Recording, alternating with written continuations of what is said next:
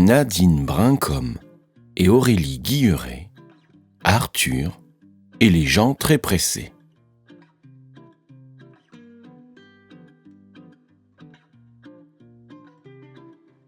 Chaque matin, à peine Arthur a-t-il mis le nez dans son bol que son papa dit « Allez, c'est l'heure, vite, vite, on va être en retard !»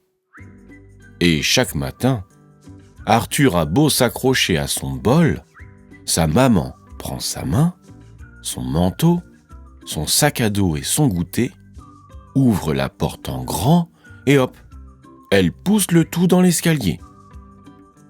Et l'estomac d'Arthur fait gloups, gloups, gloups tout le long du trajet. Dans la cour, à peine Arthur a-t-il atteint le haut du toboggan que le maître crie « Allez, allez, pressez, c'est l'heure de rentrer !» Et il marche à grands pas vers la classe. Dans la classe, à peine Arthur a-t-il posé un œil sur son livre que le maître annonce « Allez, finissez, on passe au calcul !» Et Arthur, qui commençait tout juste à rêver du grand loup caché au coin du bois, plonge sans respirer dans les chiffres. À la cantine, à peine Arthur a-t-il attaqué son steak haché que l'animatrice s'écrie « Parfait, parfait, vous pouvez y aller !»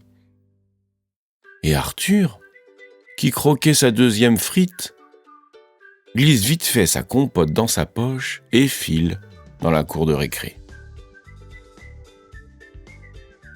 Le soir, à peine Arthur a-t-il posé un orteil hors de la classe que son papa dit « Vite, vite, Arthur, presse-toi, je suis affreusement mal garé !» Et il saisit la manche d'Arthur, son sac à dos et le petit sac vide de son goûter, et hop, il met le tout à l'arrière de l'auto. Ainsi vont les journées d'Arthur, avec des gens très, très pressés.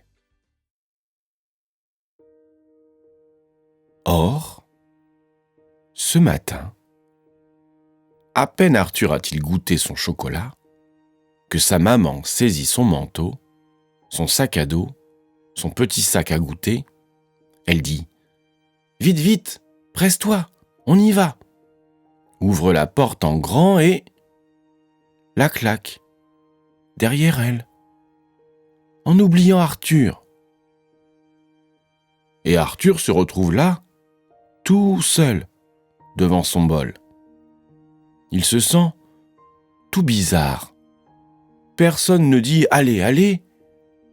Personne ne crie. Personne ne pousse. Alors, comme la porte ne se rouvre pas, Arthur décide de terminer tranquillement son petit déjeuner. Et même, il gratte au fond du bol le petit tas de sucre et de chocolat tout collé qu'il y découvre. C'est délicieux. Puis, il ouvre en grand la porte de l'appartement. Tout seul. Et c'est si bon d'ouvrir tout seul en prenant bien son temps. Le voilà qui descend l'escalier de l'immeuble. Et jamais l'escalier n'a paru aussi long. Voilà la rue. Tout est si calme. On dirait des vacances. Arthur marche à pas lents, si lents qu'il pourrait les compter. Il y a les arbres, presque immobiles, qui balancent lentement leur feuillage. Il y a du ciel, presque immobile, avec dedans de longs nuages qui glissent. Sur ses joues, Arthur sent ce petit vent qu'on ne sent que quand on va très lentement.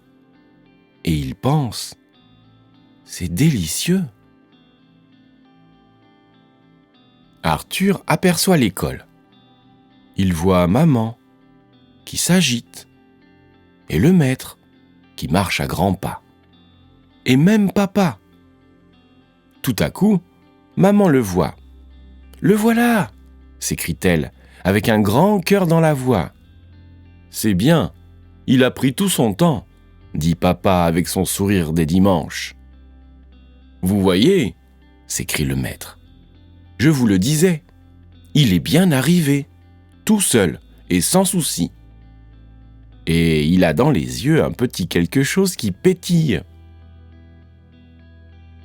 « C'est délicieux, » pense Arthur, « tous ces gens qui vous regardent. »« Voilà mon grand petit garçon, » dit papa en ouvrant les bras.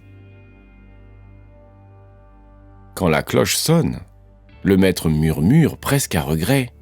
« Je crois qu'il faut rentrer. » Maman sourit, elle prend la main de papa et dit « Allez, on s'en va. » Alors, Arthur glisse sa main dans la main du maître et, s'en allant vers la classe, avec son manteau, son sac à dos et son goûter, il marche, lentement, à ses côtés.